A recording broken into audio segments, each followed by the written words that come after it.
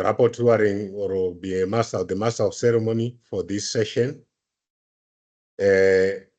Our webinar will go like this. Dr. Malama Chileshe will give an opening remarks on behalf of COMESA. And then we will have presentations from three presenters, Nicolina Lindblad, Wycliffe Abiero, and Benjamin Stewart.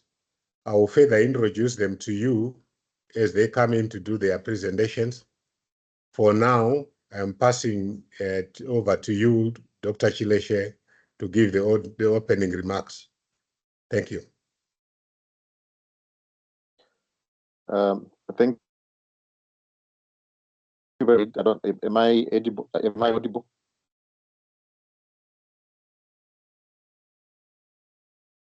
Hello, can you hear me? Just to confirm. We can hear you for now, Doctor. Okay, thank you very much. Well, just very briefly, I think this I think on our side we are really excited, to have this webinar and subsequent ones that will follow. I think we understand from our side that this is not the last webinar that we are in this topic. We plan to have many more in the future, and I think I would say in terms of the objectives, they are mainly two.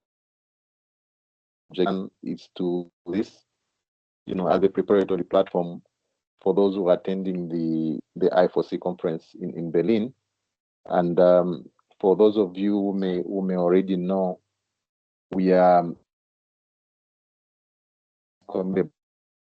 where we are going to also work with various platform providers on basically doing, and for us this will be an opportunity also to introduce these tools to the ASCENT countries. So this is why this webinar is important, just to give that feel what the tools can do. And also then the second reason is that we,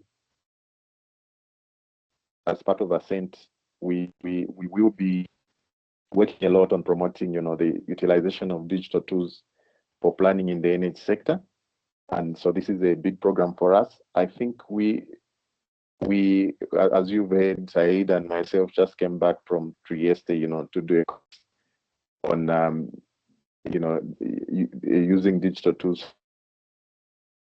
And I agree with both of us that these are very powerful tools that countries can use for their own planning purposes.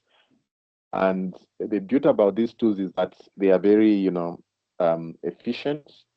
So they can enable countries to do their planning in a quicker way, and I think also in a cheaper way.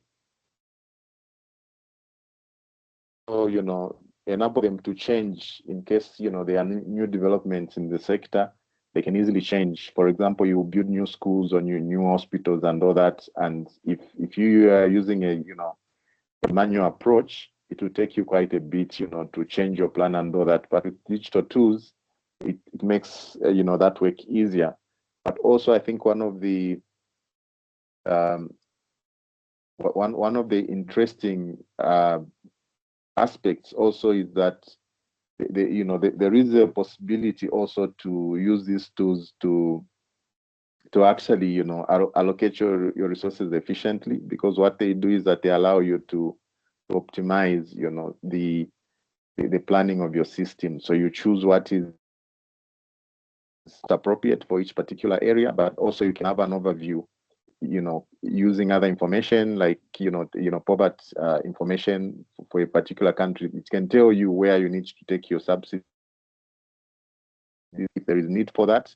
If you need to do some sort of RBF financing, you can do it very efficiently in a targeted manner.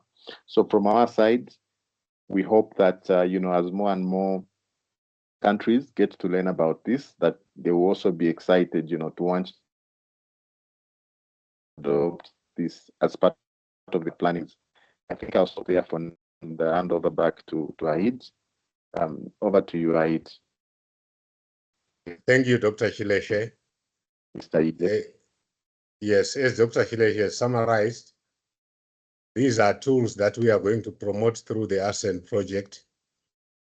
And they basically create a link between policy, which are qualitative declarations of intention, linking policy to science, which will convert the qualitative declaration of intention quantitative numbers as to which technology is suitable where and at what cost, so that they can feed back into policy and simulate policy implementation before money is spent, so that the policymakers can see and predict and forecast what their policies will be able to deliver, whether they will deliver as per their wish or there are deviations on the risks to mitigate against.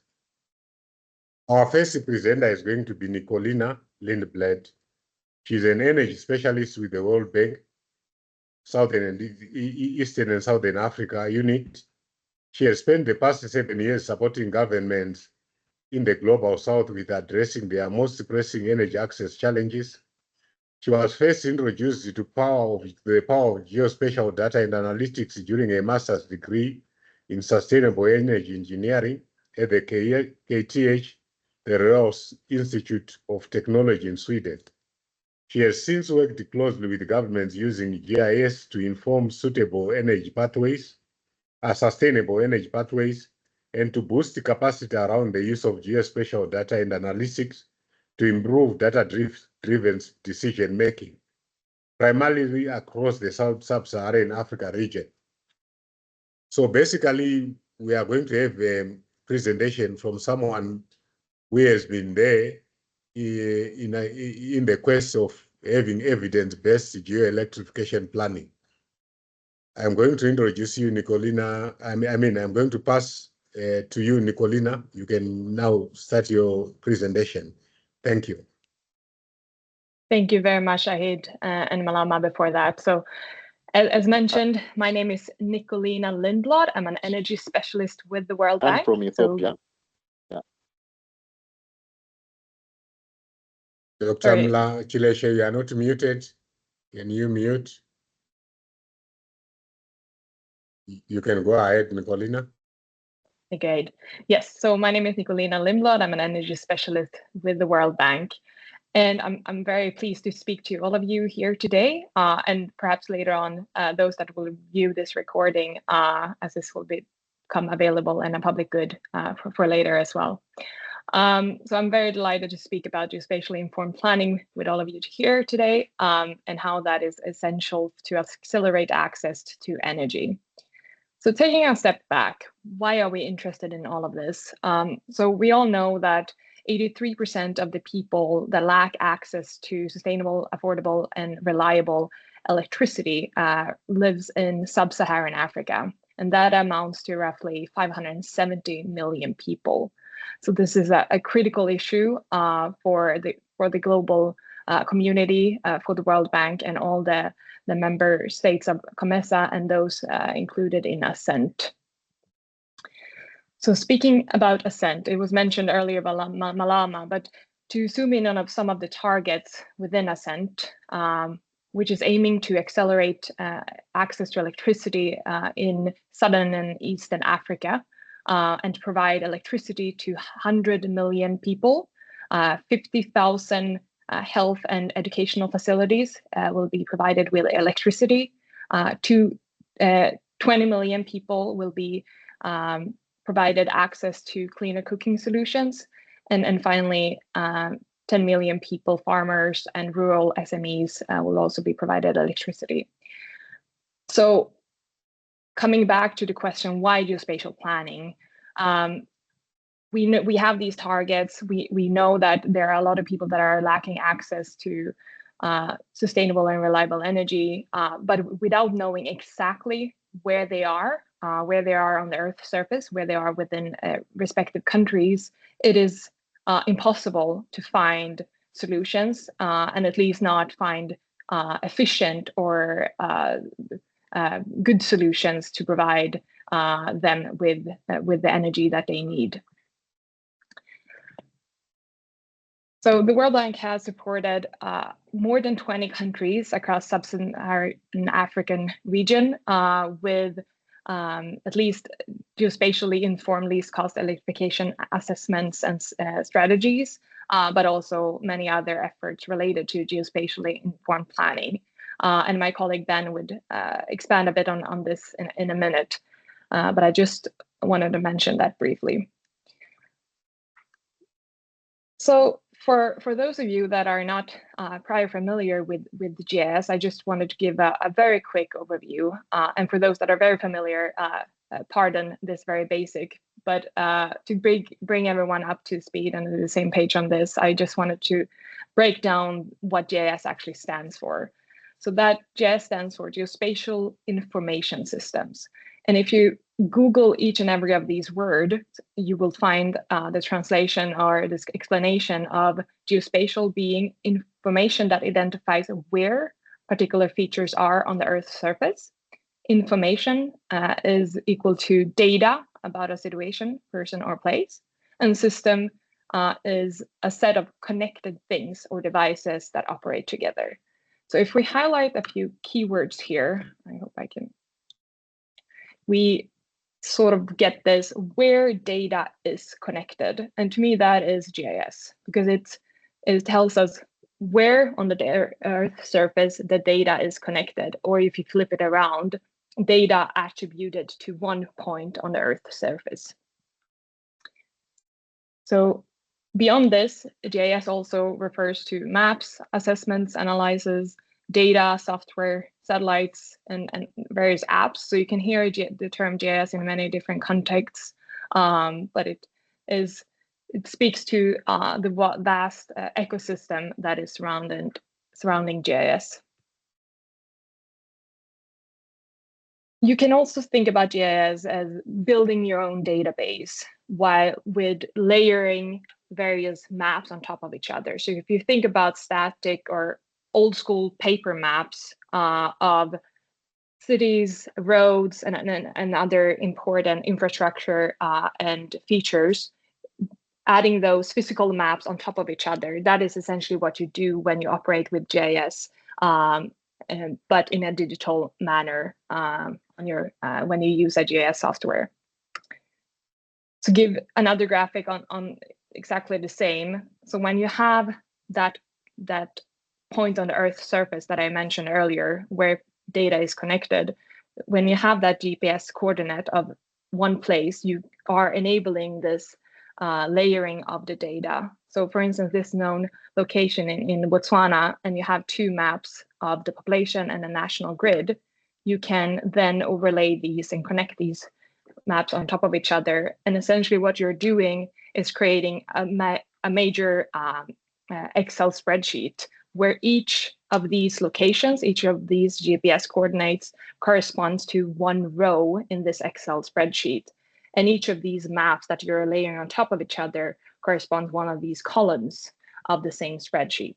And this is where you can see the potential for GIS and geospatial operations, is that you are able to build this immensely big database and essentially a massive Excel spreadsheet, which allows you to do operations that are not feasible if you're only doing this in a manual manner. So giving another example of exactly the same, what you're looking at here on the screen is, and maybe giving an example of why this is relevant for energy planning. So what you're looking here on the screen is some data from Malawi. So what you see in red is 33 kV lines. In green, you have 11 kV lines. And then in purple, you have the location of the transformers. So this is essentially a very common database from a utility. And with a very simple GIS query, you can circle around each of these transformers. So I created a 500-meter radius around these transformers, which corresponds to what a simple LV line drop could be. I also overlaid that with the location of the households, which were available from Malawi. But again, this doesn't really tell us more than who lives within these communities. What is critical to know is also who is connected and not. So in the case of Malawi, we were lucky to have the meter locations. So just simply adding this additional data layers then tells us exactly who within a very simple line drop of an existing transformer could potentially be electrified. So doing this simple query, you can simply calculate who would be a very cheap option to electrify if your transformers have the excess capacity.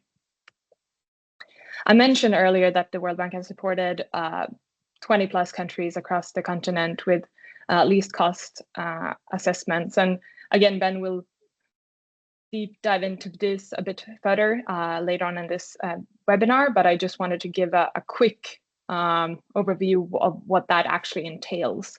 So essentially, when you've created these databases with all of these various data layers, you can then, with the help of an algorithm, calculate what the least cost solution to electrify each and every settlement, each and every village of your country. So what you see here on the screen are a very simplified version of this. So you have two villages, so settlement A and settlement B. You can notice that there are some different properties of these settlements. So one of them seem to be a bit more densely populated versus the other settlement B is a bit more sparsely populated. So the algorithm can help us calculate what the least cost solution by essentially multiplying the distance from either the grid or the nearest transformer, multiply that with the cost of extension of the same, and then also accounting for the number of people that would be sharing this extension, and essentially then you can divide that and get the cost per connection. Additional complexities can be added to this, but this is just a very simplified version of a least cost model. And for this instance, perhaps the least cost solution to electrify the settlement A would be through a grid connection, given that it's more densely populated, even if it's further from the grid in relation to settlement B, which is more sparsely populated. So the cost per connection may be too high, so that it's better off to be served with an off-grid solution in the long or just in the interim period. So for least cost modeling, as I mentioned, that can be based on a lot of different data sets.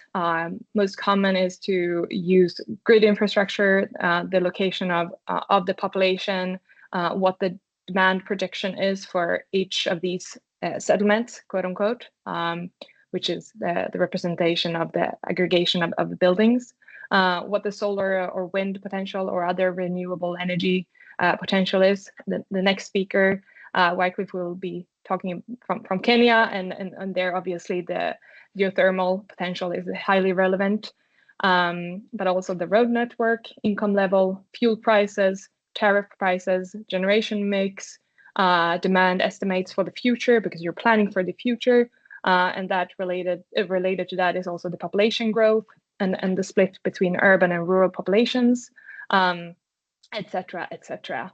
And as an output, you can get the least cost technology solution, grid versus off-grid technologies, and for grid that may be extensions or just densifications, which is simply what I showed earlier when we looked at the transformer data, and also the associated price tag for each of these projects, but also aggregated on a national level. And as I mentioned, the cost per connection, and some models would also provide you with inputs on what the sequencing may be for the various projects when extensions should be made to which part of the countries, etc. So as a final slide on my end, as I mentioned earlier, Benjamin, my colleague, will be expanding on the global electrification platform. So I will not deep dive into that itself, but I just wanted to highlight that there's no size that fits all when it comes to the least cost solution for electrification planning. Just to exemplify, based on the latest results from the GIEP, the split between off-grid and en-grid technologies across sub-Saharan Africa varies from Satome and Principle for the base case scenario, being electrified or having the least cost solution to be electrified by grid up to 86% and 40% from off-grid. And then on the underside of the spectrum, you have Ethiopia, where the least cost solution would only be 36%, and then the off-grid would be the least cost solution for 64%. So again, I'm putting this as a somewhat cliffhanger for the later part of the webinar, but just to highlight that these models need to be run on a national basis, and also depending on the assumptions and the accuracy of the data, that will highly impact the results. Thank you very much, and back to you, Ahid. Thank you, Nicolina. I think from Nicolina's presentation, it's very clear that this process is data-driven. Availability and accuracy of data determines the accuracy of the plans that will be formulated based on geo-electrification planning. Other thing that is coming out clearly is that it's not the planning process is not static. That is why projections into the future are also inputs into the planning process and the geo-electrification modeling process.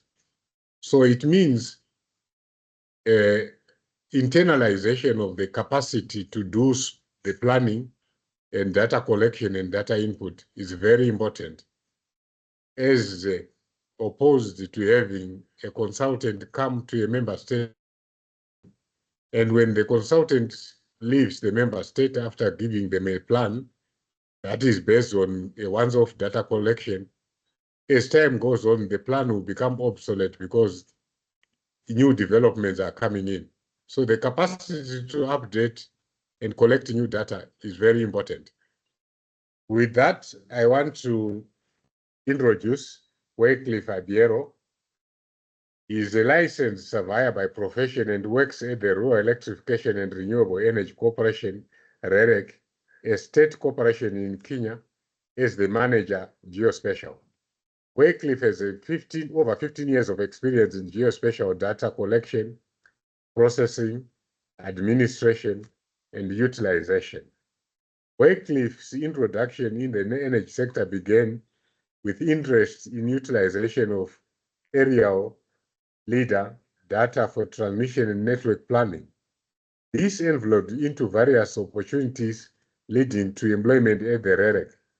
Currently, Wycliffe's focus is on the full adoption and utilization of geospatial technology in geo-planning of energy projects and the extended application in the carbon credit data management in Kenya. After being given Nicolina's presentation, we are now on benchmarking, learning from those who have been doing it in our region. So welcome, Wycliffe. Over to you. You can go on with your presentation. Thank you.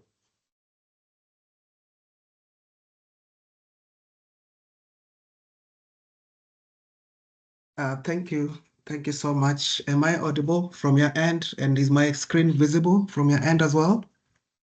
Yes, you are audible and your screen is visible. Thank you. Thank you so much. First and foremost, allow me to thank the organizing committee for the wonderful chance to come and showcase what we are doing in Kenya in terms of geo-planning within the energy sector. That's the State Department of Energy. And second, to also thank the committee for getting me on board to come and do this presentation. As per the introduction, I think that has been done. I currently work at the Rural Electrification and Renewable Energy Corporation as the Geospatial manager. So I am in charge of all the field surveys for all the projects that are being carried out by the Rural Electrification and Renewable Energy. This spans from surveys, carrying out well leave acquisition for projects, digitization of lines which have already been completed and commissioned. At the same time, preparation of the design drawings for purposes of implementation.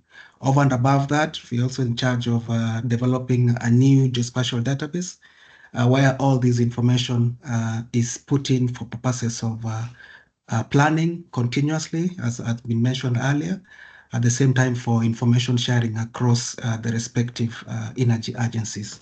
So thank you once more, and welcome to the presentation.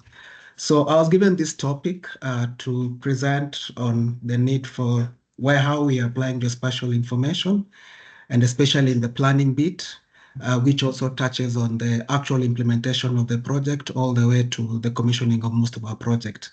So in terms of the slides organization, it will take the form that is in there. Brief on the State Department of Energy, where my saga and all the other sagas sit in. Introduction to the agencies themselves, about 6 of them. Then diving through to the Sustainable Development Goals, the SDGs, especially number 7, which touches on electricity access. Then how we do our planning within the State Department of Energy and the strategy that is currently in place. That will be followed by the SDD continued adoption of the GIEP tools, which is now informing most of our spatial planning of most of our project.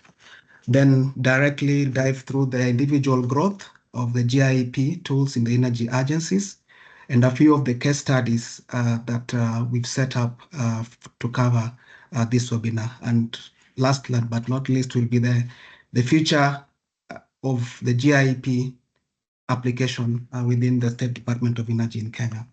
So that will be the order of my presentation, and I hope we'll all enjoy, and thereafter maybe questions. So as part of the State Department of Energy, the main mandate for the agency is basically to develop and implement policies that are enabling the environment for efficient operation and basically the growth of the Kenya Energy Center. So within the Ministry of Energy, Energy and Petroleum, we have 2 state departments. One is the State Department of Energy, and the other one is State Department of Petroleum. But in this case, we are basically dwelling on the State Department of Energy because that's where most of the work in terms of geospatial planning has taken place. So the ministry sets the strategic directions to facilitate the growth of the sector, that's the energy sector, while at the same time also providing long-term vision for all the sector players.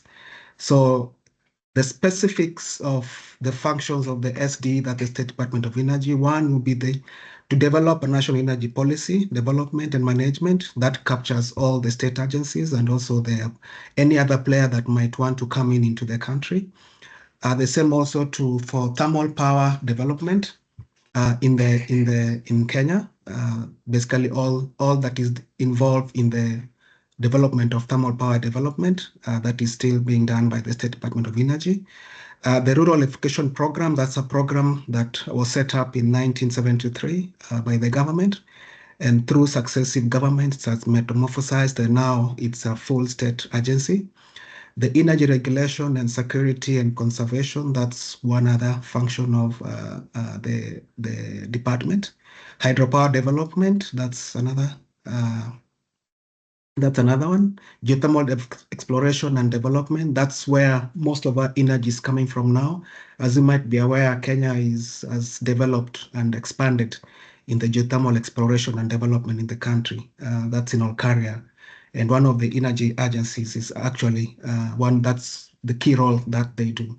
And the promotion of renewable energy in the country, that is also one of the mandates that the Rural Electrification and Renewable Energy Corporation is currently championing, and of course with the support of the other energy agencies in the country. So in terms of the energy agencies in the country, the first one is the Geothermal Development Company. They're basically charged with the responsibility to develop the steam fields, that is exploration, doing all the field surveys to determine where the steam fields are, what volume is there, and is it viable or not. At the same time, once that has been done, then the GDC basically sells that power or steam power to the next agency, which is KenGen. So KenGen comes in here as the primary entity that develops the steam fields for purposes of generation of electricity. So they're the ones who have been charged with the responsibility to develop, manage, and operate all these power plants we have in the country, Kenya.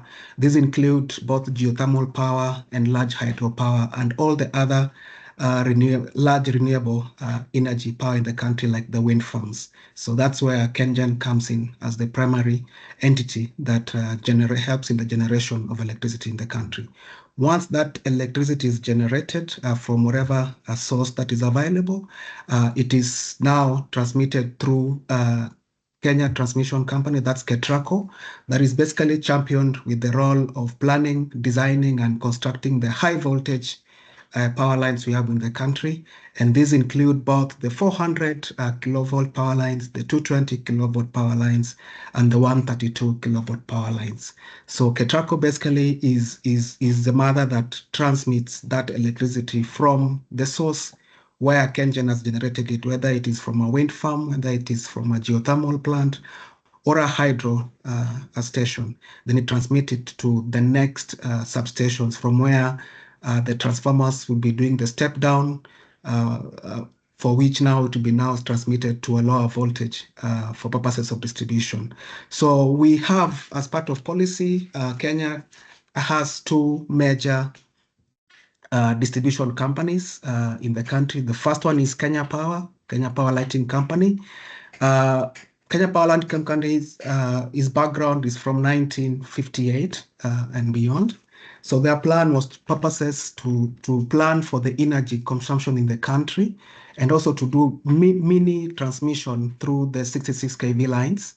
And also some few 132 kV lines that were there before the establishment of KETRACO, which are still currently being owned by Kenya Power. So Kenya Power is more commercial based, and the government of Kenya has got a few stakes in it for purposes of just regulation and also maintaining order and law within the energy center. Then the second distribution company, that is where the Rural Electrification and Renewable Energy Corporation comes in. The main purpose is basically socially driven. The REREC is not there to make money from the public, but it is a social enterprise which is run by the government 100% to distribute that power to the common wananchi within the country. So the mandate here is to spearhead Kenya's green energy drive in the country, in addition to implementing the rural electrification projects. And as you may be aware, Kenya has really driven its renewable energy across the country. And by virtue of having REREC in place, that development of rural electrification across the country has been marvelous in most of the areas. So the aim basically for REREC here is to implement sustainable energy solutions for all through the renewable energy and also through the electrification of rural areas within the country. Then we've got, as part of policy since 2019, NUPEA. This is basically the Nuclear Power and Energy Agency. It was incorporated basically through the Energy Act in 2019. That's the Energy Act in 2019. So its main mandate is charged with the responsibility of promoting and implementing Kenya's nuclear power program and carrying out basically research and development within the energy sector. So they play a pivotal role in terms of the development of new energy portals within the country by carrying out a generalized research and development within the energy sector in the country. Then you have the last one, which is IPRA, that's the Energy and Petroleum Regulatory Authority. So the authority here is responsible for the regulation of the generation, importation and also exportation, transmission and also distribution, supply and use of electric energy from wherever source, and also petroleum energy from wherever source in Kenya. So this is our regulator, basically in terms of regulation and also providing guidelines and policies. So there are stopgap measures in terms of how we operate within the energy sector in the country. So those highlighted are the main agencies within the State Department of Energy in the country. And through these agencies, the control, the management, the distribution, the generation, and also meeting on the customer demands in terms of power are addressed through the agencies that are listed here. So in terms of the Sustainable Development Goals, which were basically adopted in 2015 in the world. So the SDG that we are relying on here is SDG number 7, which basically speaks on affordable and clean energy. So Kenya has really taken a pivotal role and a front role in making sure that the country people are able to get affordable energy and also clean energy. And especially on the issue of affordable energy, these are where sustainable processes and procedures are being taken in place so that now the people who are actually going to consume that power finds and able to afford it within the means of the day-to-day business. At the same time, Kenya has also championed its drive towards clean energy and has adopted measures and policies in place that have actually championed the release of clean energy across the country. So the aim of the goal was to ensure access and affordable, reliable, sustainable, and modern energy for all populations across the world. Kenya has notably taken that as one of the key front and has done quite tremendous milestones towards making sure that the energy is affordable. At the same time, also, it is clean. Closely tied to this is the issue of the renewable energy, which is also a share and of energy efficiency in the country. And as I mentioned earlier, that the policies that have been set up by the government has made sure primarily to promote the issue of renewable energy in the country. And one particular agency speaks to that directly. Moving forward, Kenya's approach towards its Vision 2030, which of attaining 100% population access to affordable, reliable, sustainable, and modern energy has been driven largely by the changes in the energy policies. And this is basically the energy policy of the Energy Act of 2019 that strategically established new energy agencies in the country, at the same time also expanding the mandate of other existing energy agencies, one of which is REREC, which basically benefited out of it. Before the Energy Act of 2019, REREC was basically Renewable Energy Authority. Then after the changes in policy as per the strategy of 2019, REA became REREC to include the renewable energy component. So in terms of driving of renewable energy policies in the country, REREC has come in handy and has been doing quite a lot of good cases, which we'll see at the end before the end of the slides. So currently, this is about late last year, Kenya was sitting at 89% of rural access in electricity, and out of which 70% of this has been driven through the grid connection, and 19 of it has been driven through the off-grid solution, which includes the development of mini grids across the country, and also the role of selling solar home systems for the off-grid areas across the country. These are far-flung parts of the country where the grid connection has not been possible because of maybe access, and also the cost of developing those infrastructure is quite heavily and would not be sustainable in the short-term plans. In terms of SD electrification planning and strategy, the planning itself in the country is spearheaded by the Ministry of Energy and Petroleum, who leads in all integrated policy processes and also make sure that those policies are channeled through to the county level. All the SDEs agencies contribute immensely to this planning process and the policy development concerning national electrification, as well as the implementation of the same. From the Energy Act of 2019, this brought about several changes, as I alluded to it earlier, especially on the agencies whose mandates were expanded. This act also included other requirements where the county governments were charged with the responsibility of developing county energy plans. And to make that possible, the ministry developed the draft integrated national energy plan, framework from where the guidelines to the counties and also to the energy agencies were basically based on. And I can report that the Kenya National Energy Strategy of 2018 was the first integrated planning process where the geospatial modeling tools were applied or adopted. And the main aim was to identify the least cost electrification pathways for an electrified Kenya. As you may be aware, the cost of developing electrification infrastructure in the far-flung area sometimes is quite huge, and government tries to look for the quick wins or the quick opportunities of how best they can electrify those areas. And by doing that, the policies that the government did put in place since 2018, 2019 moving forward has really made a significant improvement in the access of electricity in the far-flung players, which we'll also discuss when we come to one of the sagas that has been implementing such policies.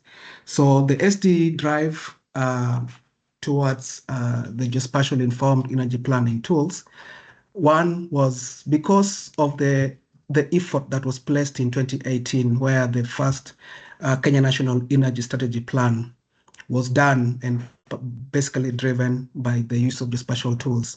SD continued to spearhead this process by purposely adopting and creating the geospatial planning unit as a lead or a lead towards a lead to aim at the adoption of geospatial technologies in planning for projects, implementation, and also as a means to monitoring the processes that are being put in place, recording, at the same time verification of the data that is being received.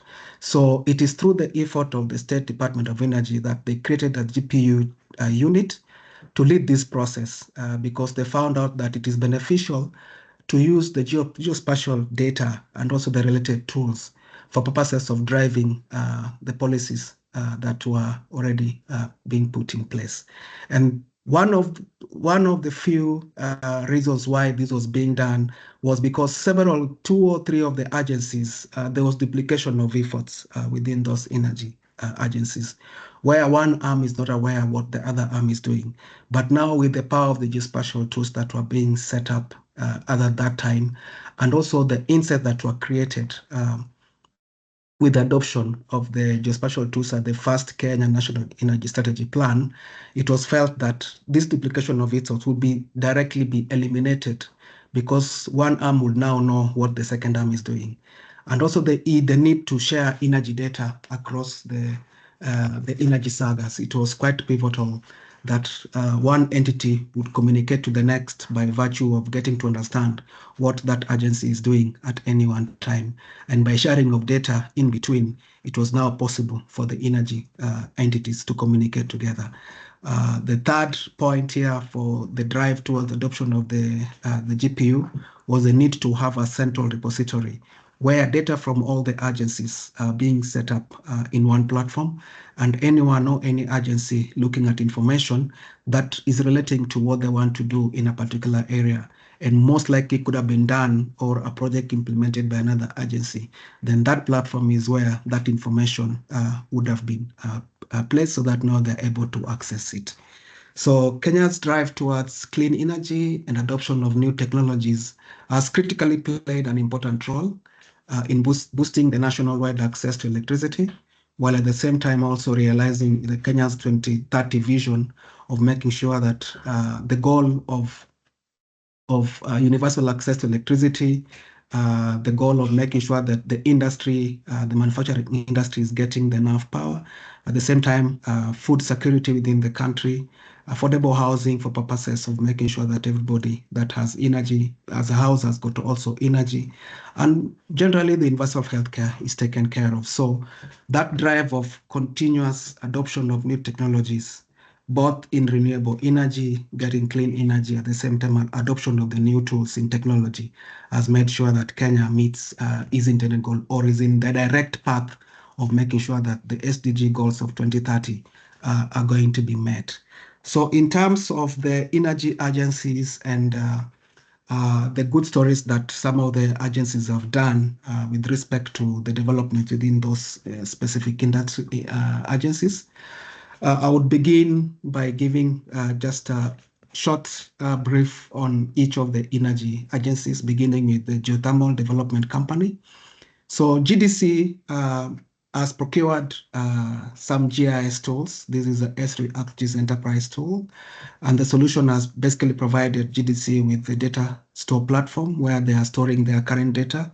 As we are aware, GDC, as I mentioned earlier, are the one in charge of making sure that the energy resources from the geothermal are basically targeted, and the volume of that is also made sure that it is the right volume that will be able to generate power. So they've come and set up the power of Esri has basically helped them to make sure that the data that they're mining from the field is stored in a single platform, and the connectivity between them and the respective players who are interested in that data is through a data server and an enterprise portal basically for the access of that information. And as you're aware, the Esri enterprise portal has got various individualized tools and also customized tools.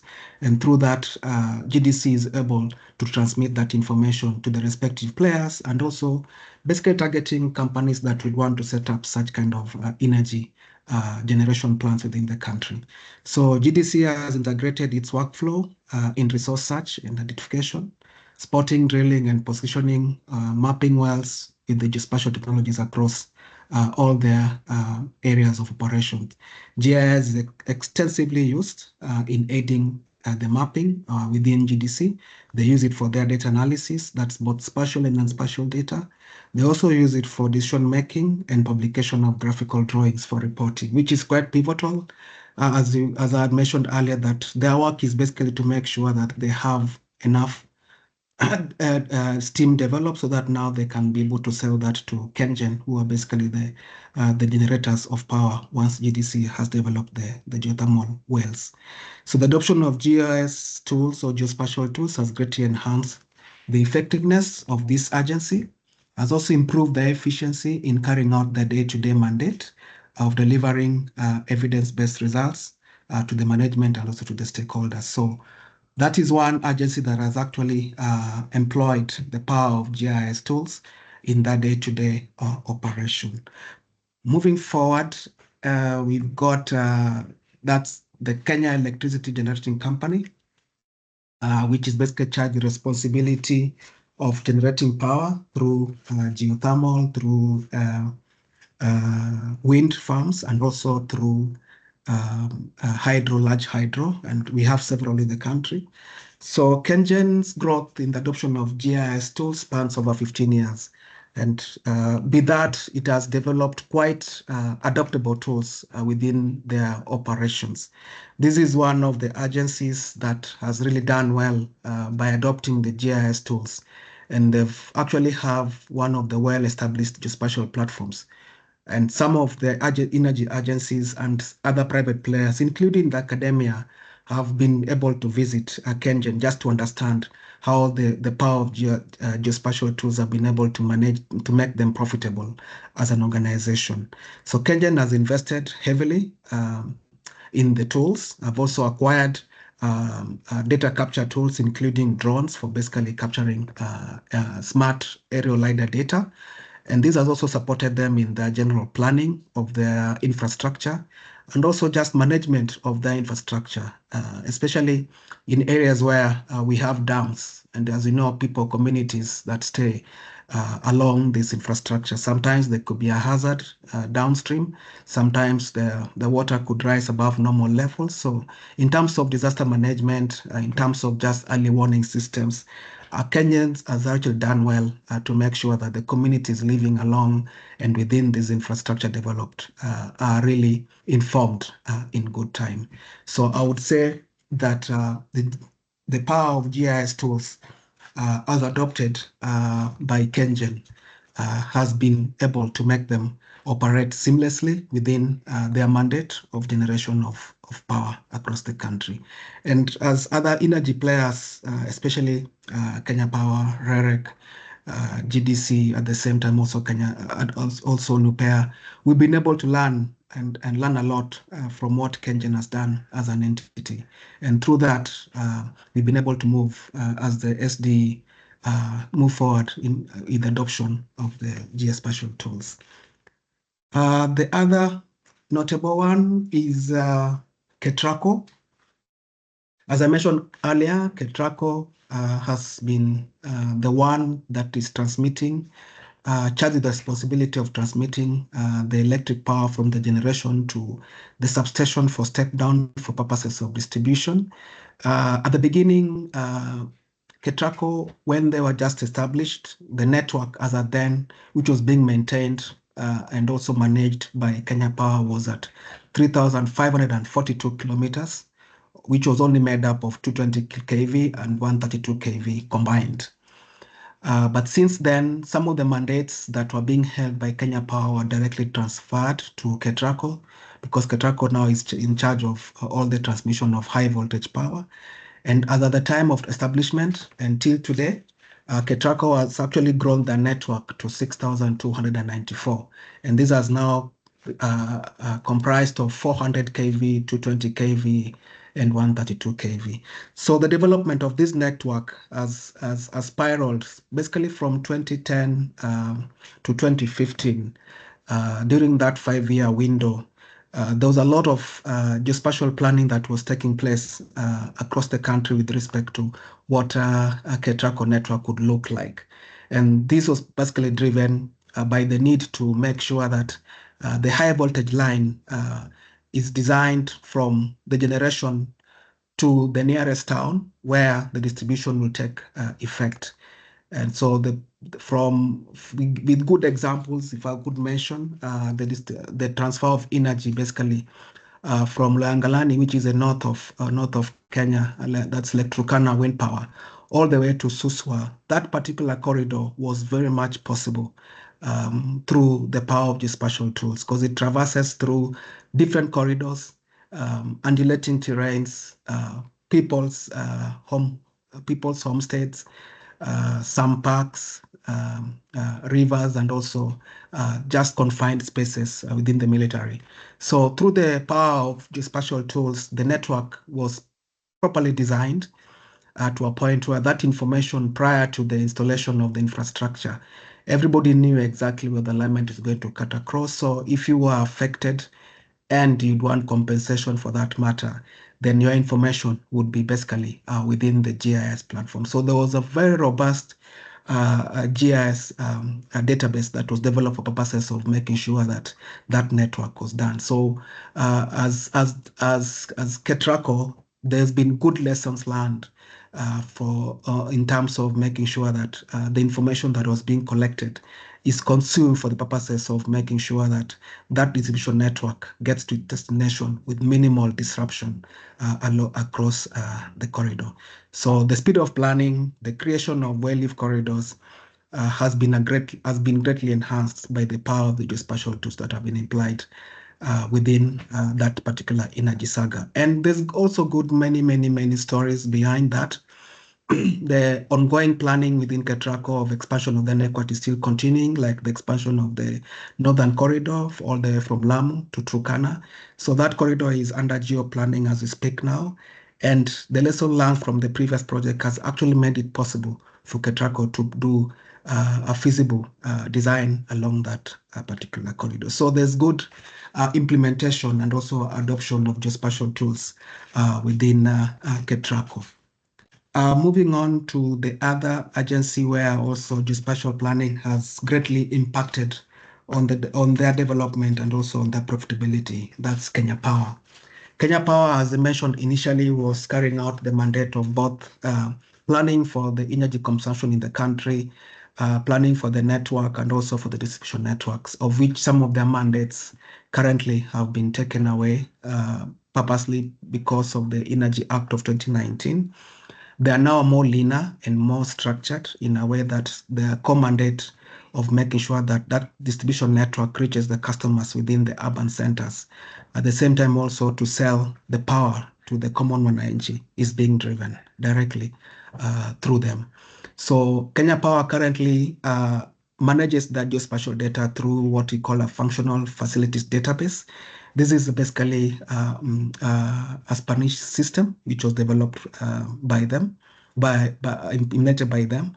But currently, because of one or two reasons, that system is undergoing some metamorphosis where Kenya Power is moving directly into the Esri platform.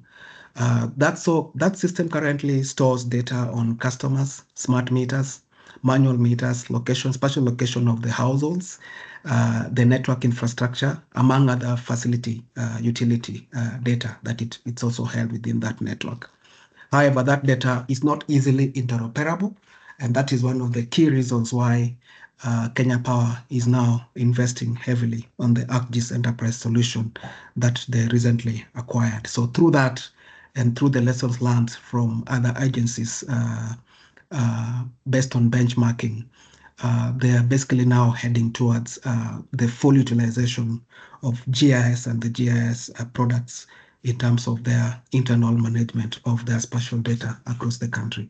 And Kenya Power has got a unique case because they're the ones who are basically selling the power to the country. And through that, they're able to collect many more customer data for which has to be managed carefully because of the data policy that we have in the country. And we believe that the full adoption of the geospatial tools will be able to make sure that the data security within the agency, the accessibility of that data within the agency, and also the data sharing platforms that they'll put in place will be better managed through the adoption of the ArcGIS enterprise solution systems. And through that, we've got the Rural Electrification and Renewable Energy Corporation. That's the agency where I'm currently working in.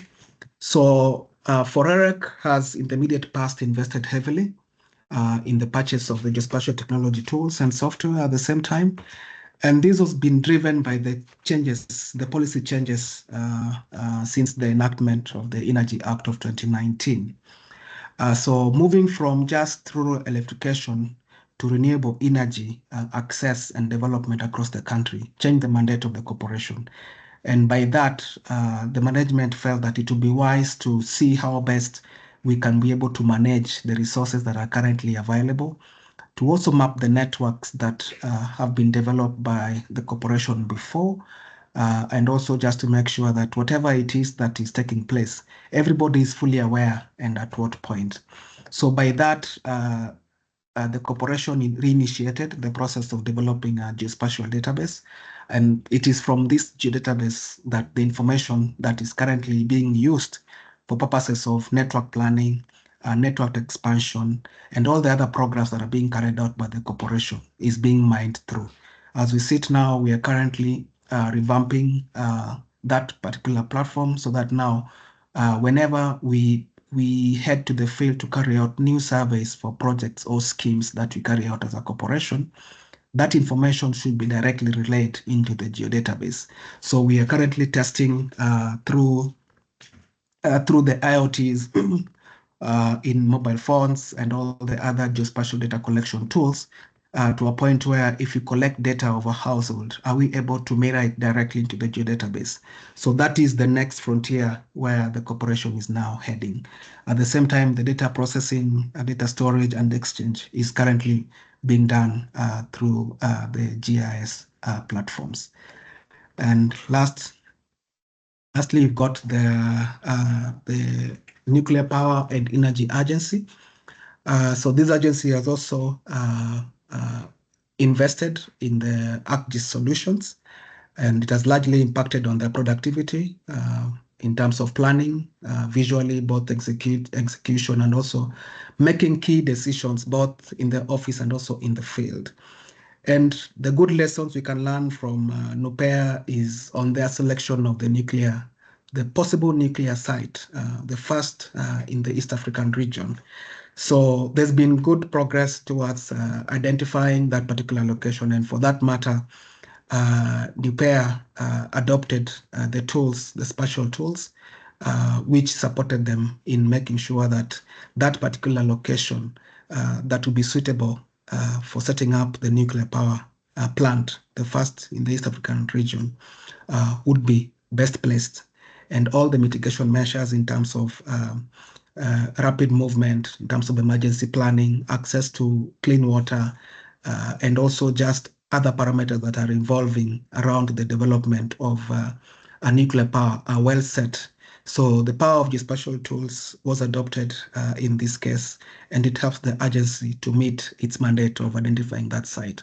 Of course, there are other parameters that are also involved during the process of setting up such plans, and of which the power of GIS tools is currently being employed to make sure that whatever it is that's going to happen is already mapped, and all other possibility scenarios that can come out are already modeled, so that now communities that are likely to be affected, the early warning systems are currently being designed so that now whenever such happen, they'll all be taken care of with ease and with no complexities. So that is it. That's it for the energy agencies, and just how they've been able to adopt the geospatial tools within their respective areas of mandate and implementation. And there's been good implementation at all, and with the support of the State Department of Energy, and also with the direct involvement of the Geospatial Planning Unit, which was set up by the ministry. It has been a good ride to make sure that all these energy agencies are supported through the singular Geospatial Planning Unit. And now, if I allow me to move forward to just some of the good stories that have been there, and especially I'll be a little bit biased on one of the energy agencies, and that is the Rural Electrification and Renewable Energy. So the way REREC works across the country in terms of electrification, and also to make sure that the communities who are basically the beneficiaries of the government implemented last mile projects are done. First is the policy that are put in place is the issue of public facilities connection. As you might be aware, each country, I believe, has got several public facilities across the country, and they're in every corner of the country. So the strategy that REREC put, and also through the support of the guidelines that were set by the ministry, that's the SD, was to make sure that all public facilities are connected with power. And in this case, either grid intensification or generally through off-grid connections in the areas where there's no existing grid network. So by making sure that all the public facilities, or a good number of them, are connected, that was a quick drive to basically increase the access of electricity to the countrymen. The second approach that was also taken was to maximize the existing transformers, what we call densification. So once a public facility has been connected to electricity, and in this case could be a primary school for that matter, and a few communities around the primary school. And in that case, the transformer, possibly if it's a 50 kV rating or a 100 kV rating, or even a 25 kV rating or 200, is not fully utilized. So a rating would be done, a study would be done on that transformer to understand what is the actual load on it. So if the load was below average, then the next process of maximizing that transformer would be initiated. And for that matter, the geospatial tools have been quite key to guide the corporation on this particular approach. Of course, with the support of the technical team that actually go out and does these load measurements in each of the transformers that have been set up through public facilities. Once they've done that, a geolocation is shared with the particular measurement from that transformer. It is keyed into the geodatabase, and that is mirrored with the existing customers that are currently utilizing that transformer.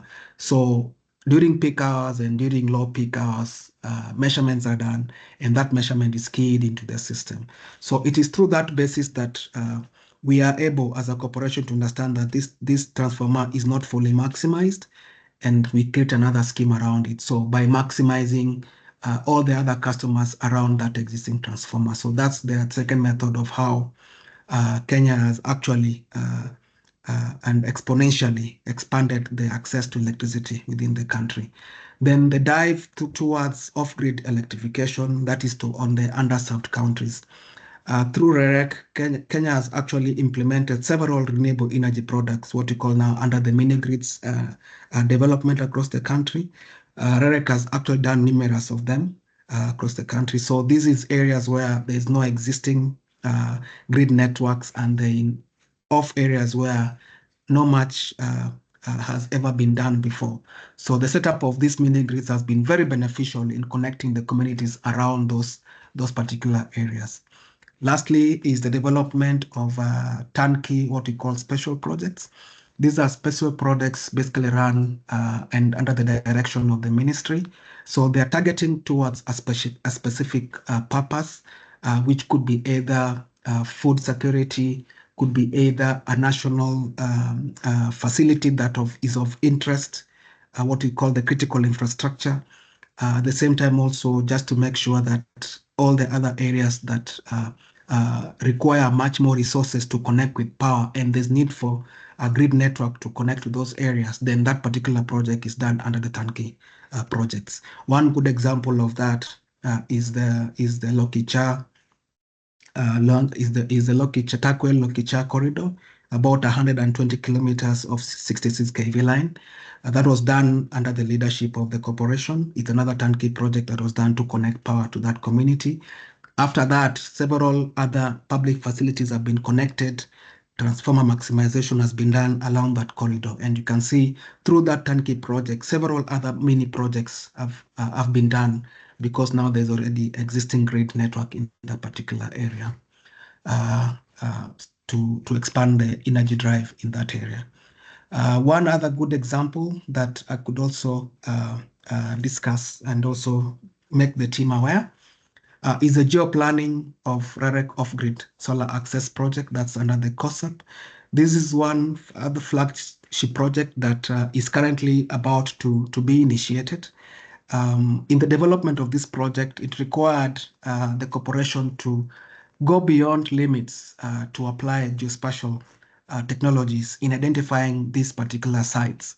And in the identification of sites, there's so much that goes on. One being the demographic in that particular region.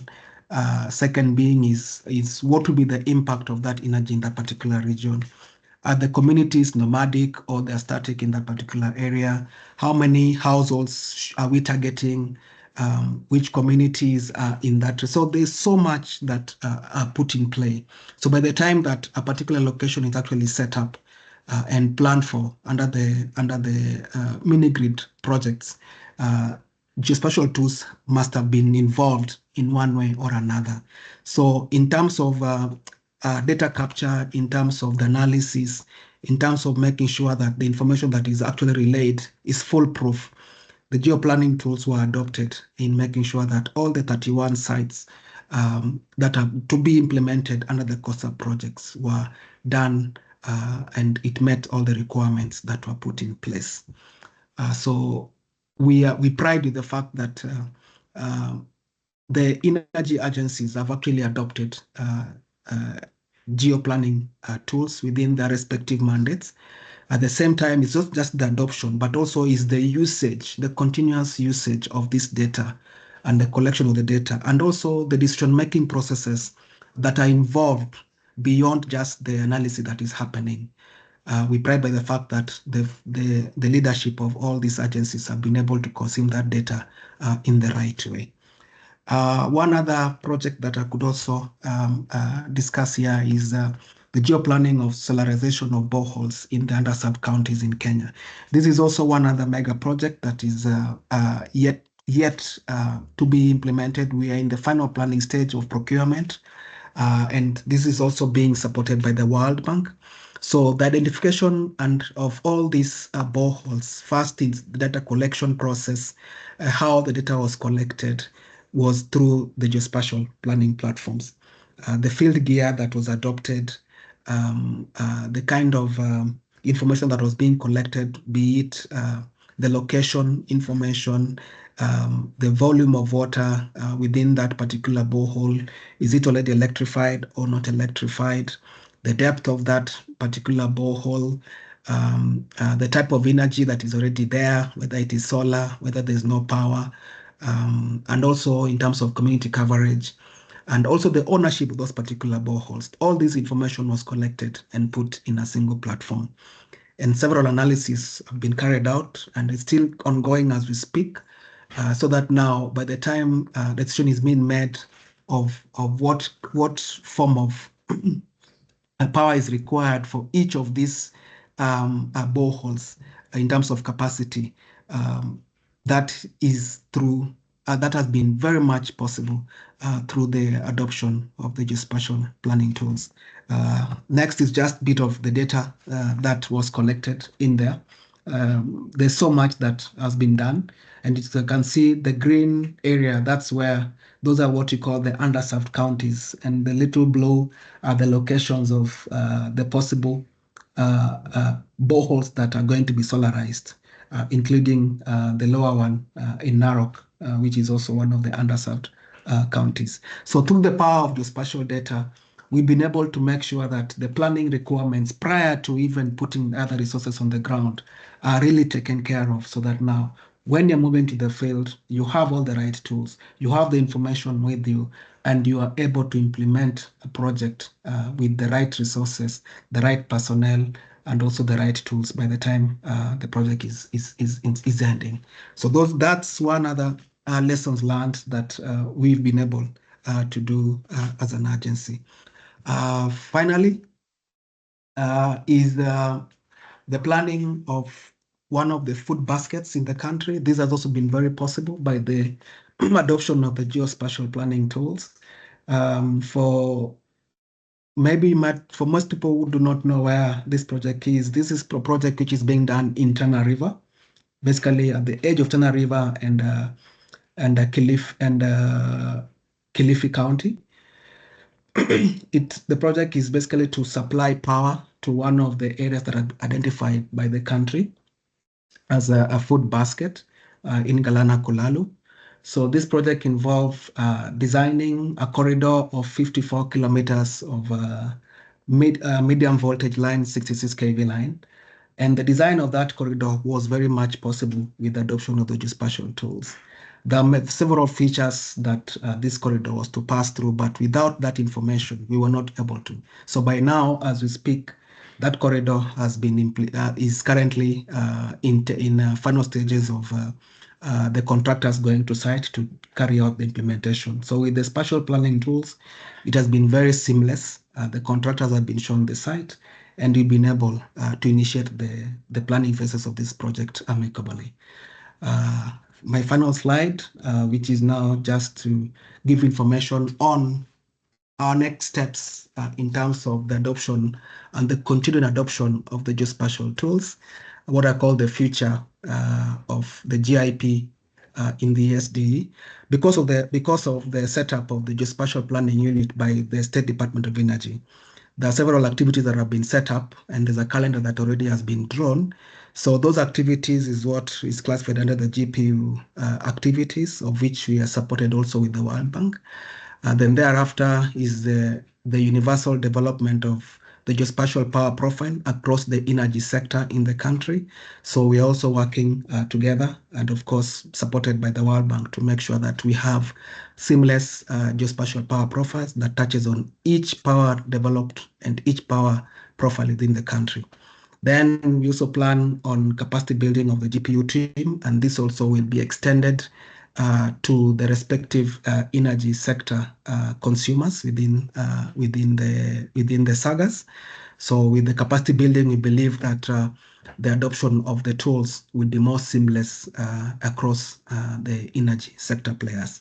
And finally, with the launching of the ArcGIS enterprise solution across the energy sector through the spatial data enterprise solution that is currently being developed by the State Department of Energy. So that's more like the SD direction in continued adoption of the geospatial planning tools into the next phase of implementation, and of course, notwithstanding what already is happening within the respective energy sectors. And that would be my last slide. And thank you so much, even for the opportunity to speak in the webinar. Back to you, President. Thank you, Wycliffe.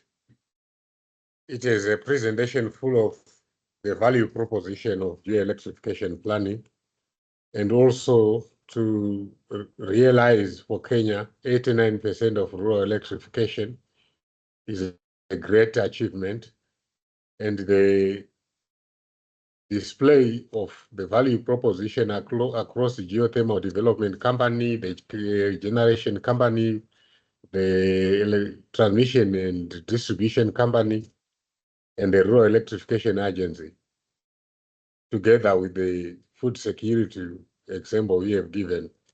Thank you very much. Now we have seen where geo-electrification planning is being leveraged to develop plans that are synchronized because the central reposition of data is the same. Now we move to Benjamin Stewart, who is the senior geographer leading the World Bank's Geospatial Operational Support Team.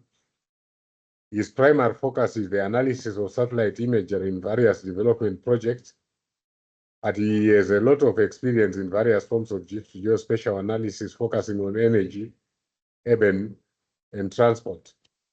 He holds a BSc Biology and the History of Science from the University of King's College, and a Master of Geography from the University of Victoria. Welcome, Benjamin. Now over to you for your presentation. Thank you. Thank you very much. Thanks for that introduction. And those were two fairly exciting presentations. Nicolene and I have been working together for a long time, and I appreciated her detailed and sort of discussion of GIS. That means I don't have to do it. And I love that presentation on sort of the nature of electrification in Kenya. It's a country that I often use as examples when displaying things like what I'll talk about today. And it really has made a lot of pretty impressive progress over the last number of years. So. Yeah, to get to my presentation, as mentioned, my name is Benjamin Stewart. I lead our geospatial operations support team. So I really am a geographer by background. I'm not an energy planner. Nicolina knows this, having worked with me for years. I've everything I know about energy I learned through osmosis. I'm not a trained energy person, but I have been doing geographic analysis, geographic data management at the bank for over a decade. And yeah, in that time, I've spent a lot of time working on energy. Providing geospatial support to both the energy unit as well as SMAP, which I think you're familiar with, and mostly focusing on the development of our global electrification platform, which is what I want to talk about today. So in order to properly discuss the GIEP, I want to begin with 3 questions, which I will answer at the end of the presentation, which is how much will it cost to reach universal electrification in sub-Saharan Africa? How many people will be affected? And what are the solutions that will be used? So before I get into this, I think that this slide will sort of explain the justification for the electrification platform. Yeah, so around 2015, which is when I started working on, what spurred the creation of this project, the World Bank commissioned 3 separate least cost electrification studies for 3 different countries. The countries aren't necessarily important. And while the results were quite useful and interesting to each of those project teams, they weren't comparable, right? You take 3 different methodologies in 3 different places. You can get results that maybe you can compare the results, but with different methodologies, it makes it quite difficult to actually, implement anything, and compare the results of those. So we saw the opportunity. We saw the opportunity to maybe standardize and develop a more consistent a starting point for these kinds of electrification planning projects, right? If we can get everybody to this baseline, that means that we start with a sort of a basic least cost electrification platform, then that allows future efforts to build on top of that, right? So the global electrification platform is really meant to be that baseline least cost electrification plan. And I appreciated the comment, and I apologize, I didn't write down who said it. I think it was the chair. This idea that modeling is not static, right? The global electrification platform is a platform for exploring least cost electrification solutions, but really the goal is to provide tools and training to users in countries who can implement these things, implement these tools, and implement these models on an ongoing, on a rolling basis. So right, this is why we created the GIEP. We saw an opportunity to raise the baseline for such studies and focusing on open innovation, right? All the code is open. The actual platform itself is open itself. So you can download the entire platform and stand it up on your own systems if you wanted to customize it. And a couple countries have done that. And the hope is that the modeling tools will be continually improved through our country implementations, right? As we implement the tool in various applications, in various countries, we actually improve the underlying model, so all countries benefit from improvements based on specific investigations. So this is the Global Electrification Platform. Feel free, if you want to visit the website while I'm talking, electrifynow.energydata.info. If somebody could, put that in the chat, that'd be great. Right, it's a platform for exploring about 100 least cost electrification solutions for all countries with less than 80% electrification. It allows for visual exploration of the results, but to me, most importantly, it includes links to the open GitHub repositories and online documentation of the underlying model. The models were developed by KTH, implementing the onset algorithm. So if you're familiar with onset in electrification planning, that's the kind of modeling we're talking about. Right, so we start exploring. We have the opportunity to explore various countries. Here are the countries that we have in the model. When you click on a country, you'll get the opportunity to choose which model you want to explore, and I'll get into that a little bit later with a live demo. So some countries like Somalia have both. On the left, we see this is the standard onset solution, but on the right, we have this Somalia energy platform, and Somalia had downloaded the platform, hired a company to do some customizations, and then launched their own version of it. That's something we see as quite promising. So for these examples, I'm going to zoom to Ghana. And here we can see sort of the basic visualization tools of the global electrification platform. So here in the middle, we see a map of the various solutions required to reach universal electrification. On the left, we see what we call the levers. These are the different variables that you can adjust in order to visualize different scenarios in the global electrification platform. You can toggle options like the electricity demand at each settlement, the cost of generating electrification, the cost of PV systems, and specific strategies when reaching universal electrification. But I think it's important to remember that in this particular model, we expose 7 different levers. Most of them have 2 options, some of them have 3.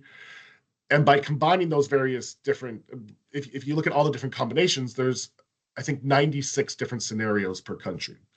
But that's only looking at 7 variables in the onset model. There are hundreds and hundreds of variables in the onset model that can be modified. So I always want to stress that this is just a quick look at some options for onset modeling. But if you really want to learn more about it, then if you really want to implement it, then you need to learn more about it and customize it for your particular use cases. On the right side, we see some of the summary variables, such as the percentage of the population connected to each technology, the total investment required for each technology, and then the total number of megawatts of each technology, I think, is the third chart. As well, all the data are open, right? We have the clusters are all available, as well as all the results. We have the specific energy modeling parameters that go into this. So if you want to see like what our assumptions are on things like how rural is this country, what's the rural electrification rate, what are the demand targets, and how do we get there? That PDF has a lot of really interesting results that explains how we're looking at the country in our analysis. Quickly, I want to show another scenario for Ghana just to sort of highlight how different this can look. So this is what we call the default scenario. Not that it's the best, it's just the one that comes up when you load the page. And I want to make 3 adjustments. I want to change the top-down demand I want to change the demand target to our lowest target, right? So this would be, if you're familiar with the multi-tier framework, this would be urban 3, rural 1, so very low levels of electricity in rural areas and only moderate access to electricity in urban areas. We're going to make the grid much more expensive. We're going to make PV systems much cheaper, right? So lower demand, more expensive grid, cheaper PV. And as you'd probably expect, you end up with a lot more standalone photovoltaic, right? We can see the map becomes much more yellow. Places that are already grid connected stay grid connected, but almost everybody else is connected via solar. That's just one example of sort of how different these results can be when we adjust our parameters to evaluate different scenarios. I want to sort of show this combination map of, this is sort of all the results for all the different countries merged together into a single 1 kilometer resolution data set. So here we see the results for all of sub-Saharan Africa. This is just the default scenario. However, this is just one part of the entire global electrification platform package, right? So we have the Explorer, which we just showed. We also have the toolbox and the generator, which are used to generate your own custom solutions, generate your own custom versions. So the training that happened in Trieste is on the use of the generator. The training that happened in Ghana earlier this year is the same way. And that really speaks to our focus on capacity building. So I do want to quickly close my Gmail so I can open up this. And I just want to quickly walk through a live demo because the examples I showed were for the version we released last year. And just this summer, we released a new version that incorporates climate costing into the version, into the model. So I want to show that as well. So you can see here when I click on Ghana, we now have two sort of discrete models. We have the original that I just showed, this Onset 2.0, but then we also have this this Onset climate version, right? And what this really does is we're leveraging this particular variable here, whether we want to introduce a carbon price. So there's a lot more going on in this model than just that. And if anyone's interested in it, I can share some links, and we have some papers out on it.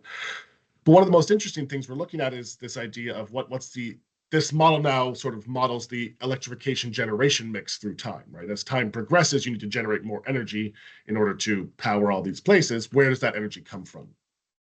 So this is where I think we see the most interesting results when looking at the climate data. So you can see here on the default scenario, which does not include a price of carbon, we can see sort of over time, natural gas kind of shrinks a little bit. We have a huge increase in solar, but most importantly, we have this huge increase in coal. Right? If we're going to provide more people with access to electricity on the grid, they're going to have to get it somewhere. Coal is usually the cheapest. If we apply a carbon cost of $106 per tons of CO2 equivalent, we can see that coal really coal disappears altogether. Right? If carbon is expensive, coal is very carbon intensive, so that becomes much more expensive. You can see, in this case, we have this huge increase in biomass generation to the points of 7.2 gigawatts by 2030, which is a huge amount. But I think that this is really interesting because we can see sort of what the effect of the sort of considering our climate requirements can affect our overall electricity generation mix, and we can also see sort of how does that affect overall investment. Right, by 2030, overall investment is 8.7 billion in our carbon tax scenario. If we come back to this one, we can see it's 8.2 billion. So we only increased overall cost by 0.5 billion in 2030 in this scenario, but we've decreased emissions. Right here, we've got emissions of 4 megatons. And here we got it at just under 1 megaton, right? So for $500 million, we eliminated 3 megatons of carbon in the generation of energy. This is just one example, right? And I really encourage people to look into this. And I'd really be interested from the sort of real practitioners, what are the questions you would look to answer with such a version? Because we're in the process of redesigning some of these tools, developing new tools to allow for easier comparisons between products, and understanding what the questions everyone's trying to answer is most important. And I will be at the ICT conference in Berlin in a couple of weeks. And so if you have any questions, feel free to reach out to me there directly. Okay, so I just want to finish with a couple more slides. Right, I really want to focus on this idea. One of the things I'm most proud of from this entire program is how everything is open. Right? All the code is available on GitHub to generate the models. All the code for the platform itself is available if you want to do customizations, and then all the data are available publicly on energydata.info. So if you have more questions about that, I know a number of people here have participated in these trainings before, but I just wanted to emphasize this because it is an important part for me. Again, we've delivered, this says 6 in-person training courses. You can see how long ago I updated this slide. It's probably double that now. But yeah, we have regular, usually 3 courses per year, one in Latin America, one in Africa, and then the one in Europe, in Trieste, in the summer. And it's the same thing. It's a 3-week course, the first week of which is online. The next 2 weeks are in person if you're interested in learning more about Onset or many of the other tools that are available through the So I want to get back, I want to finish with this slide, the idea of what will it cost, right? So if we look at the default cost to electrify sub-Saharan Africa, the cost is $190 billion US. 71% will go to grid, 20% to standalone photovoltaic. You have almost 1 billion people will be grid connected, 70 million on mini grid, and standalone photovoltaic is 376 million. It's a lot of really interesting numbers here. But I actually want to come back to, and this again comes back to that great comment that our chair made at after Nicolina's presentation, and Nicolina talked as well about the quality of data. That the quality of data and the various assumptions we make greatly affects this result. So $191 billion is the default scenario. However, in the GIEP, we have 100 scenarios per country. If we go through every country and find the cheapest scenario per country, so what's the cheapest way to reach the cheapest of the cheapest solutions, we get a total cost of $68 billion US. If we do the same thing and find the most expensive, we get $420 billion US. Right? So this is a $350 billion decision that is based upon the quality of our data and the quality of our assumptions. I think this is why I would double down on statements that were made before that data collection and data management are incredibly important. Implementing these models in a locally reasonable way is also incredibly important, right? The assumptions we've made here may not make sense to you as a practitioner in your country, so we would like you to do this yourselves and to develop a model that answers your questions particularly. But this is a huge problem across the continent and across the globe, that the better the data and the more up-to-date the tools and the model, the better our results will be. And these numbers drive World Bank investment decisions, right? So as we have more up-to-date data, we can make more up-to-date analytics. Yeah, I've got 2 more slides here about some data products. I'll do them very, very quickly. The Lights Every Night data product provides access to nighttime lights data from 1992 until present, and then it's the actual nightly data, so every individual night of nighttime lights. So if you've ever worked with nighttime lights and you were sort of interested in what an individual night of data looks like, feel free to reach out. And this data is used to produce something really interesting that we call the High Resolution Energy Access Indicator. This is a settlement level measure of not just the binary, is this place electrified or not, but measures reliability and tries to estimate usage from the nightly images of those nighttime lights data sets. Really interesting data product that I know Nicolina and I are looking to expand in the future. So, okay, I'm just over my time, so I'll leave it at that. Thank you so much for the opportunity to present here. If you have any questions, please put them in the chat. Thanks. Thank you, Benjamin. I think we have gone through a 360-degree demonstration of the value proposition of geo-electrification planning. This last presentation has shown us that open source platforms like the Global Electrification Platform and ONSET can help you explore already developed scenarios for your country as you try to also develop your own scenarios to answer the questions like, what does it take in terms of cost to electrify, by using which technology, and where does that technology is more suitable? So we are seeing also the value proposition of accumulation of data, which is a critical input into these scenarios and plans. And success in electrification is going to be also dependent on the geo-electrification planning usage and the effort that has been put in place for a long time in terms of gathering data and using data as a tool for electrification. I would like to now open the floor for question and answers. We have run out of our time, but let's entertain some questions directed at specific presenters. Thank you. Audience, question and answers through the question and answer link. Nicolina, I don't know whether you can help me there in terms of filtering the question that have been coming.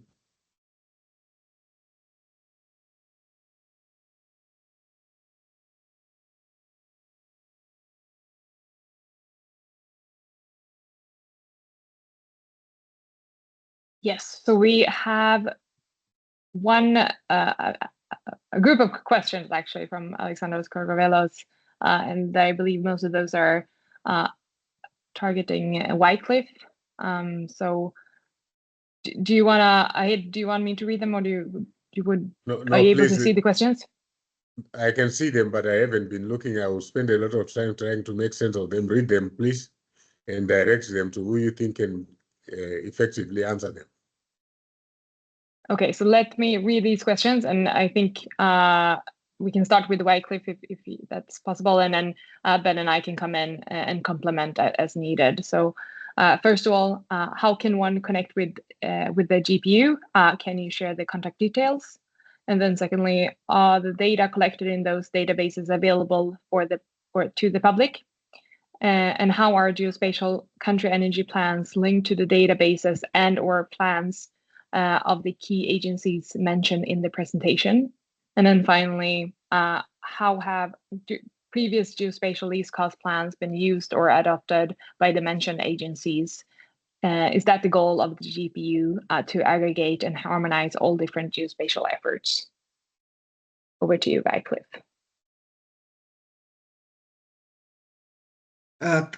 Thank you, Nicola, for those questions, and also for the audience who've been listening. Just to begin, just to bring it to perspective, the first question: how can we connect with the GPU? Basically, the GPU is the SD planning unit that was set up. It's a group of team members from basically chosen from the different energy agencies. And therefore, if there's anybody who would want to get access to the team, then it's simply an email away. Then we can direct you to the secretariat, which is currently sitting at the State Department of Energy. We've got a secretariat there. So my contacts are available. If there's anybody who would want to get in touch with the GPU, then share with me the information. Then I'll direct you in the right place with the secretariat. In terms of the data being public and all that, as I mentioned, the main idea of the GPU was to bring all the 6 agencies together so that now we can have a primary place where all the information that has been collected with respect to the energy data and all the other associated data is put up in a single repository. So currently that repository is under construction. So most of the information is still sitting within the individual agencies. And once that repository is up and running, then the agencies will be compelled through the GPU to share that information in a single hub. So I believe in the near future, once all the data rights and access portals have been made, have been fully completed within the portal structure, then that information will be readily available to the public.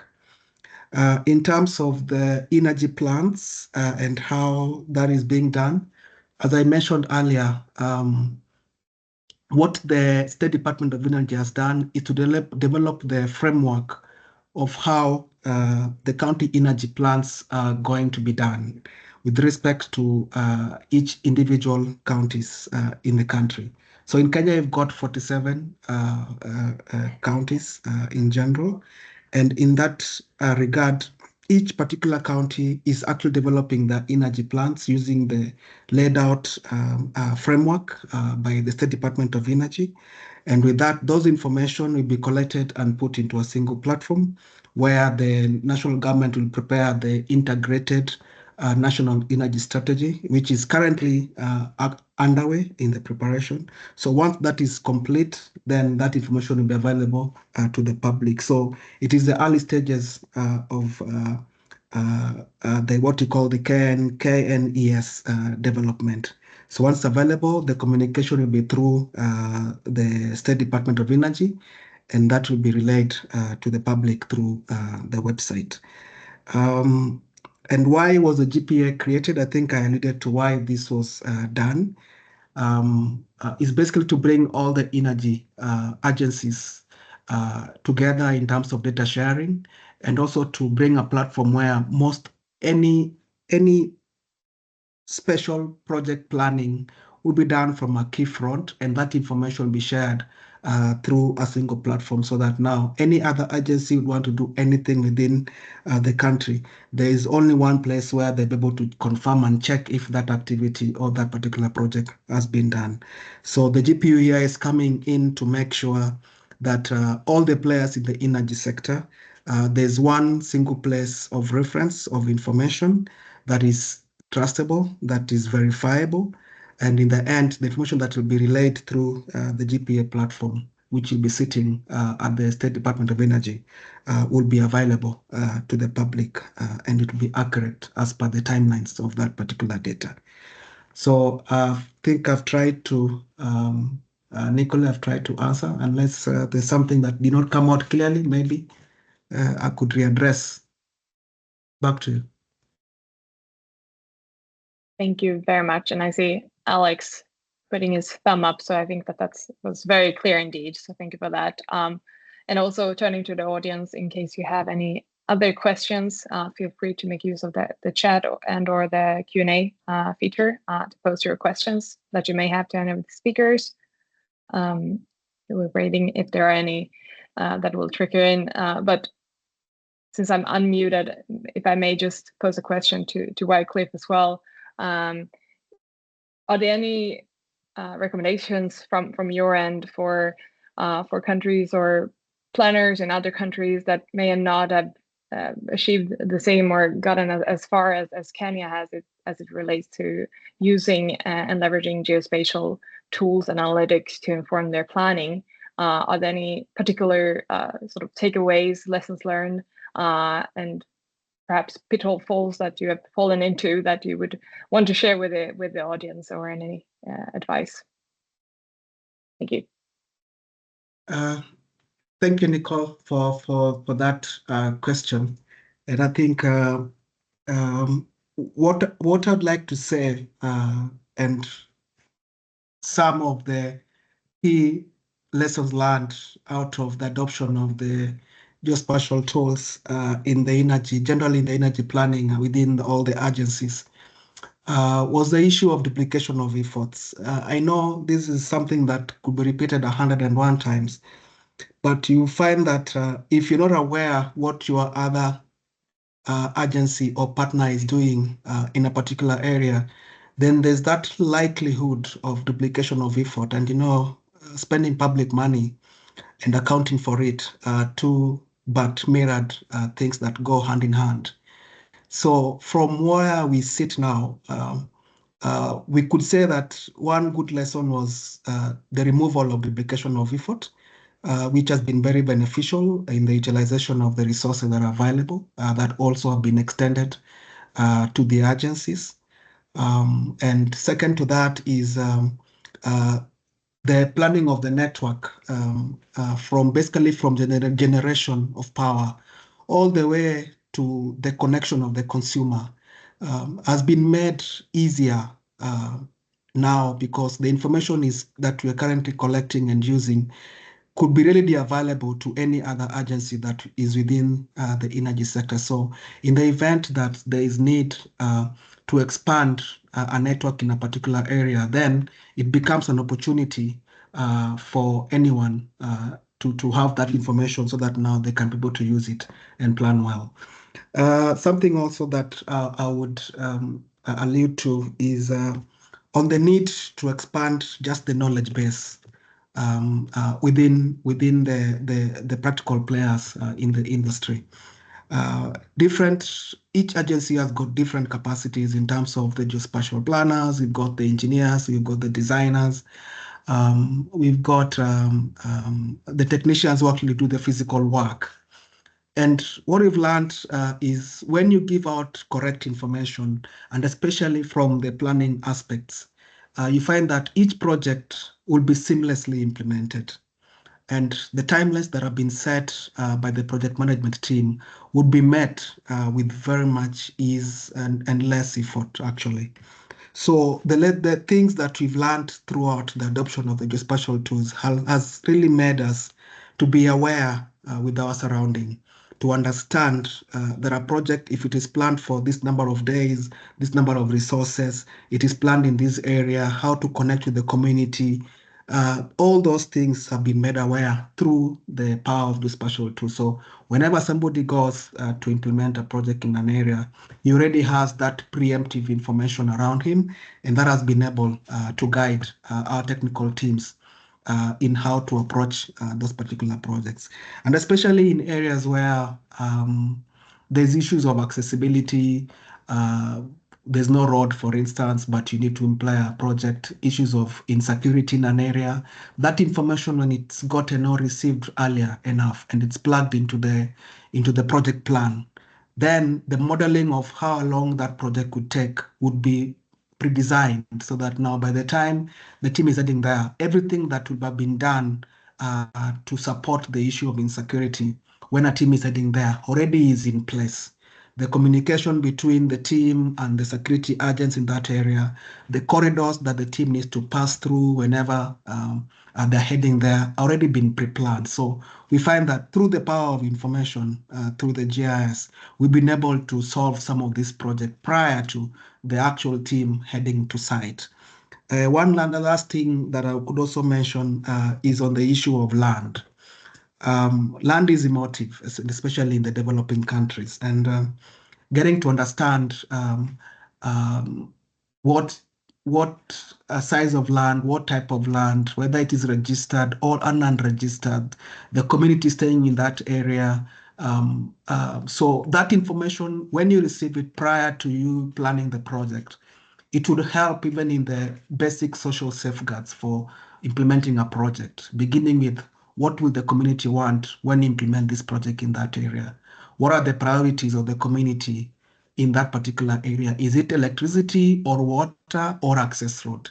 So having that information prior, it also helps you to resolve some of the social safeguards that would affect the project before you even get there. So access to land being an emotive issue has always been a hindrance to most of the projects that we do implement, especially in the implementation of off-grid projects, because you require large chunk of land to set up the solar farms.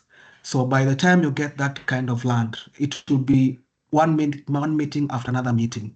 So the planning for that, the communities you are meeting, the size of land that you require, accessibility to it, whether it's suitable or not, we find that through the adoption of the technical tools that in the GIS, it's been much more easier, and we've been able to make insightful decisions prior to physical and structural investments on some of these projects in the ground. So I would urge the countries within the COMESA region who have not heavily adopted some of these special tools within the GIS to mirror maybe what we are doing, the lessons we've learned out of this, because it is through these tools that you are able to get to the bottom of what you're actually doing to the communities. And yeah, so I'll leave it at that, Nicola. Thank you very much, Wycliffe, for that extensive answer. And I believe very tangent to that, Austin from Malawi has posted a question, which is countries that are still immature in geospatially informed energy planning, what are the key preliminary actions such governments need to do to facilitate quick adoption and use of such tools? So I don't know. I know we are reaching the almost the top of the hour, but I don't know if you have just a few sentences on that question to expand on your earlier. Thank you.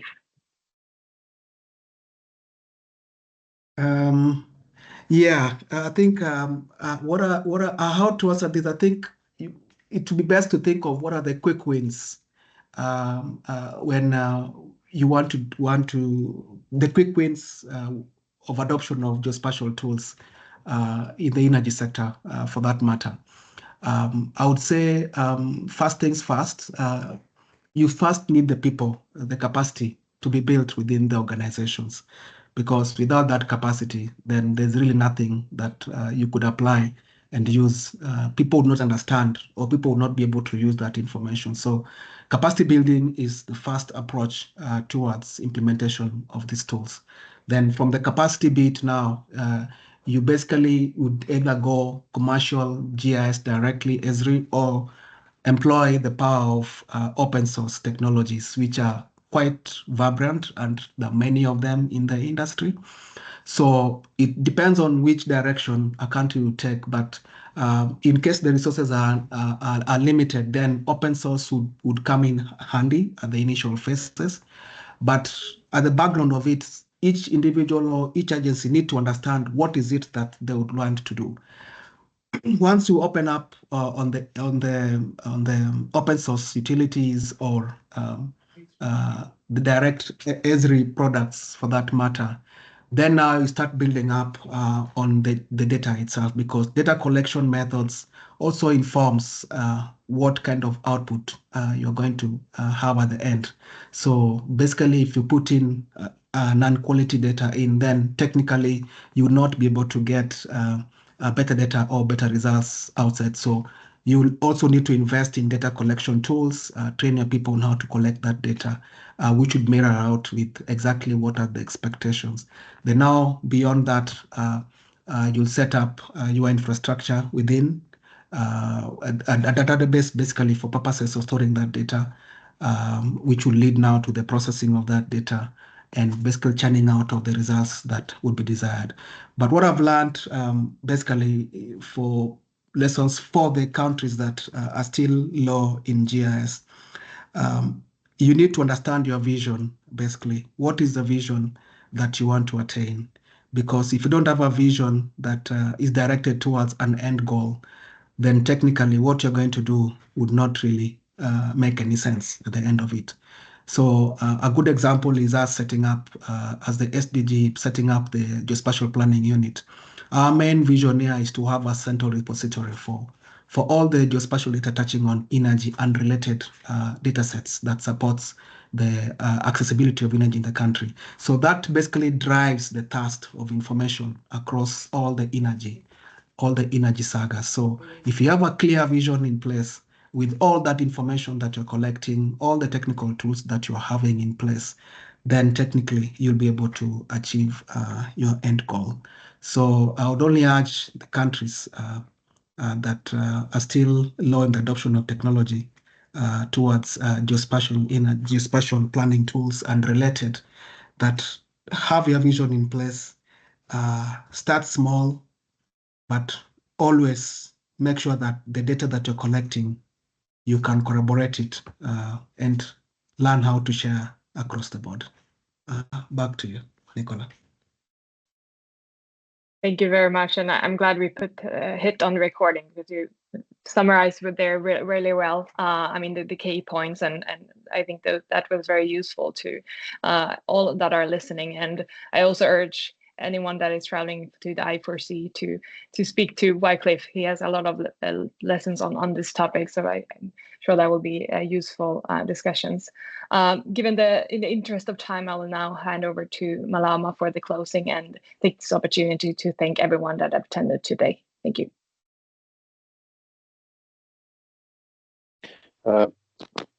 Thank you very much, Nicolina. I think for me, it's just to thank everyone, yourself, Nicolina, Benjamin, Aid, for facilitating, Wycliffe. I think it's been a very useful. It's been a very useful meeting. We've learned a lot, and from our side as COMESA, like I stated at the beginning, we plan to support countries to adopt. And initially, even now, we are thinking that maybe we can have a regional kind of event next year, so that we can build on this, and we hope that we can maybe identify either that are willing to go this direction, and then we try to see if we can focus on those in terms of trying to support their capacity. So I think once we are done with our thinking, our planning, I'm pretty sure that Wycliffe and your team, you'll be very useful, to what we want to do. So we look forward to work with you on this issue, even going forward. Thank you very much, everyone, and we hope to see you again. We have another webinar on 29th, which is focusing connected to ASCENT. attend that one as well. We've shared the link, and maybe in case you don't have the link and you're interested, just let me know. We can share that link with you. Much.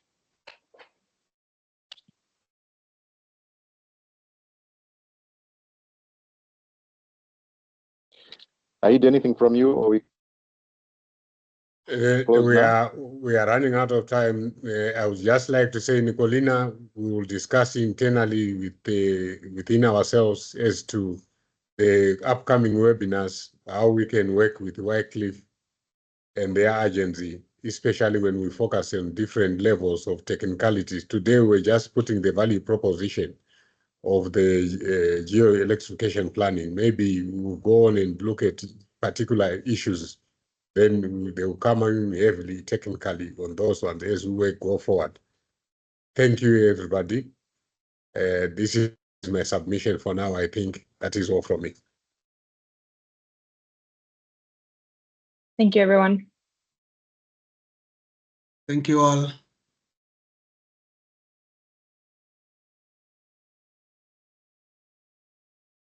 Bye. I guess we've come to the end. Andreas, it was good to see you in the meeting.